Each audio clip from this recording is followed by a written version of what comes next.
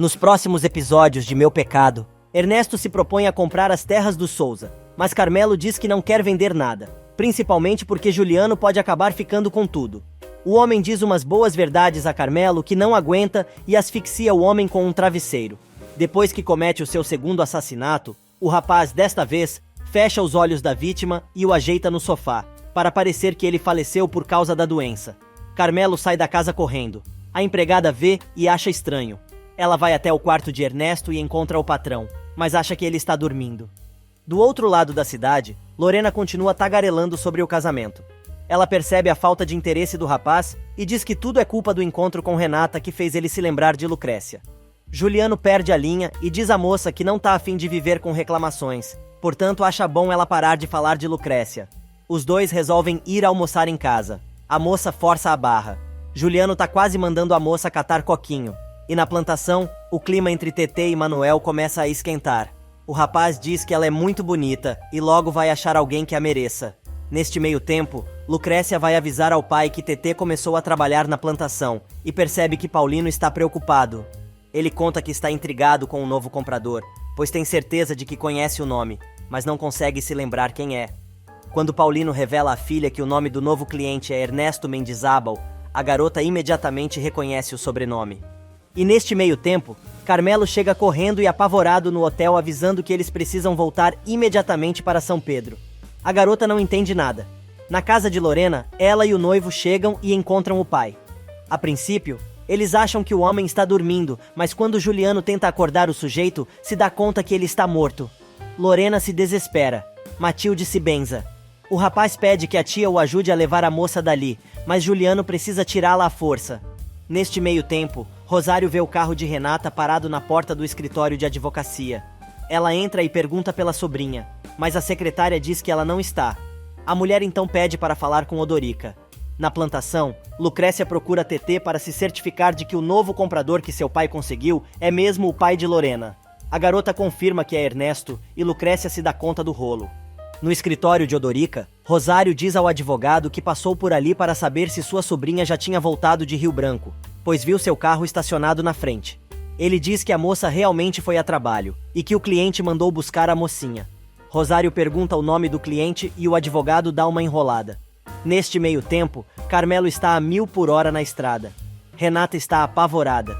O cara quase bate de frente num caminhão, mas ele diz que está nervoso porque os negócios foram muito mal. Na casa de Ernesto, Juliano está desconfiado da morte súbita do sogro e questiona o médico.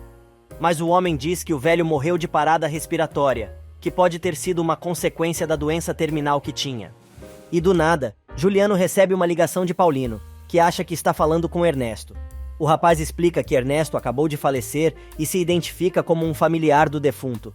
Lucrécia chega contando que descobriu que é Ernesto, mas Paulino conta que ficou sabendo que o homem acabou de falecer. Ele conta à filha que, com isso, provavelmente o negócio será cancelado. Do lado de fora da residência de Lorena, Matilde está passando aquela carraspana em Marcelina e culpando a empregada pela morte de Ernesto. A moça conta que a última vez que viu o patrão ele estava bem e até pediu que ela o ajudasse a ir para o sofá para receber um senhor que foi visitá-lo. Juliano pergunta quem era, mas a empregada revela que ele não quis dar seu nome. Ela conta também que o tal homem saiu correndo, alguns minutos mais tarde, e isto foi por volta do meio-dia. Matilde chega e manda a garota para a cozinha. Ela avisa a Juliano que vai ver se a funerária já chegou, mas o rapaz diz que não devem liberar o corpo sem antes fazer uma autópsia, pois está convencido de que seu sogro não morreu por causa da doença. A mulher acha estranha a atitude do rapaz, mas ele explica que não consegue entender como Ernesto foi morrer logo após ter recebido uma estranha visita. Matilde, no entanto, não aceita a proposta e ainda o proíbe de comentar sobre isso com Lorena. Neste meio tempo, Justina vai ver o filho na igreja e diz que entende as razões dele para não ficar em casa, mas pede que ele vá de vez em quando e não abandone os pais. Neste meio tempo, Juliano vai ver Lorena, que está inconsolável. A moça aproveita o momento e tenta fazer o namorado jurar que nunca vai deixá-la. Neste meio tempo, já em casa, Matilde está apertando o sobrinho, pois acha que foi ele quem esteve com Ernesto antes de sua morte. Miguel jura por todos os santos que não esteve na casa naquela tarde. Matilde então conta que Ernesto morreu logo depois da visita e o rapaz fica irado, com a suposição da tia de que ele tenha algo a ver com isso. Neste meio tempo, Justina diz a Rodolfo que não tem problema cancelar o cinema com ela e ir jogar com seus amigos, pois afinal, ele tem sido muito compreensivo com ela, e coisa e tal. Mas, que não está nada confortável é Renatinha, a sonsa, que foi até o escritório pegar algumas coisas depois do expediente e deu de cara com o chefe. O advogado conta à garota que Rosário esteve ali para saber se ela já tinha voltado de uma viagem a Rio Branco para atender um cliente. O homem conta ainda que a mulher queria saber quem era o tal cliente, e avisa que desta vez não disse nada, mas manda a garota avisar Carmelo que ele não está mais disposto a continuar com o joguinho. E por falar em Carmelo, o cara tá destruído no escritório, quando Lucrécia tenta conversar com o animal, que responde com uma patada, dizendo que ela gostaria que ele ficasse mais tempo fora, para que não precisasse olhar para a cara dele. Mesmo assim, ela tenta conversar sobre outro assunto, e pergunta por que ele mandou Matias à plantação. Mas ele dá outra patada.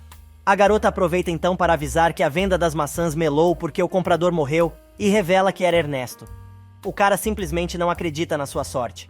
Enquanto isso, no funeral do pai de Lorena, Miguel resolve dar o ar de sua graça e a moça se abraça nele.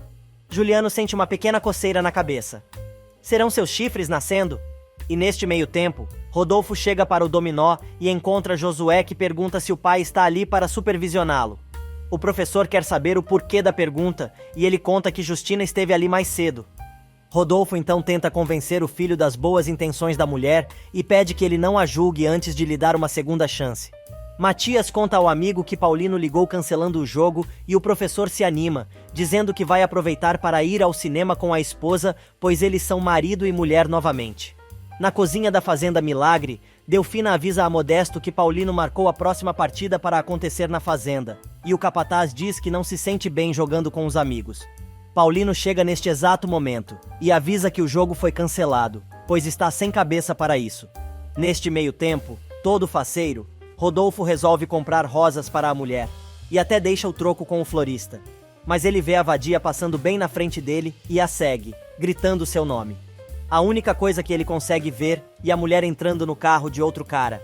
Na casa paroquial, Matias conversa com Josué e diz que seus pais estão preocupados com a mudança do rapaz e pergunta se ele não percebeu a sua própria soberba, pois parece que ao usar a batina, está se sentindo superior aos outros. O rapaz diz que não se sente acima de ninguém e o religioso aproveita para falar um pouco sobre o que é humildade. Ele explica que o jovem não tem o direito nem de julgar nem de condenar ninguém, muito menos sua própria mãe. Ele pergunta se é verdade que Justina mudou. Matias confirma e diz que ele não pode nem deve julgar e condenar ninguém sem antes dar uma segunda chance. E lembra que somente Deus é capaz de julgar. Justina se encontra com seu novo amante, o advogado Odorica. Ela manda o cara ir com calma e pede uma bebida. Este meio tempo, Tetê e Lucrécia jantam juntas, e a garota agradece a cunhada, pois está gostando muito de trabalhar.